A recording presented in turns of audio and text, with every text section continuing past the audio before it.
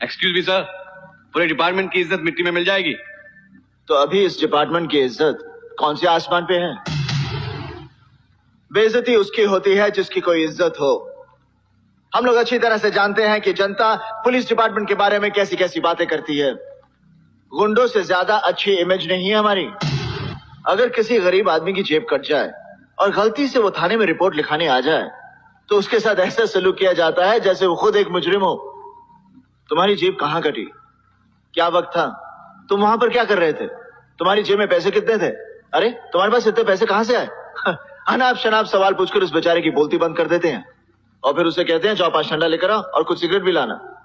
मजबूरन उस आदमी को जाना पड़ता है और उसके जाते ही सब लोग आपस में ये बातें करते हैं कि उस इलाके का जेब का तरह कौन है? पांडू? अरे नहीं, पांडू तो गाँव गया हुआ है। राजू ने काटी होगी। तो राजू को बुलाया जाता है, उसे अरेस्ट नहीं किया जाता बल्कि उससे अपना हिस्सा लिया जाता है और ऐसा करने से हमारे पुलिस डिपार्टमेंट की इज्जत बहुत बढ़ जाती है। सुबह ऑफिस जाने की जल्दी में कोई स्कूटर वाला गलती से सिग्नल से थोड़ा आगे निकल जाए तो कयामत आ जाती है। स्कूटर साइड में लगाओ, लाइसेंस दिखाओ। तुम्हारे स्कूटर की लाइट जलती है?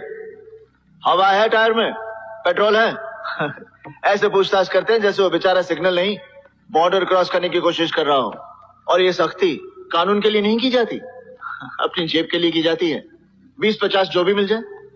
और ऐसा करने से हमारे डिपार्टमेंट की इज्जत बहुत बढ़ जाती है। पुलिस थानों में तस्करों, दलालों, क्रिमिनल्स की आवभगत की जाती है, उन्हें कुर्सी पेश की जाती है तो उससे बहुत इज्जत बढ़ती है हमारे डिपार्टमेंट की। क्राइम अगर दिन पे दिन बढ़ता जा रहा है तो इसके जिम्मेदार हम हैं। कल तक लोगों की जेबें काटने वाला आज लोगों के गले काट रहा है तो इसके एक्सक्यूज मी सर, पूरे डिपार्टमेंट की इज्जत मिट्टी में मिल जाएगी। तो अभी इस डिपार्टमेंट की इज्जत कौन से आसमान पे है? बेइज्जती उसकी होती है जिसकी कोई इज्जत हो। हम लोग अच्छी तरह से जानते हैं कि जनता पुलिस डिपार्टमेंट के बारे में कैसी कैसी बातें करती है। गुंडों से ज्यादा अच्छी इमेज नहीं है हमारी।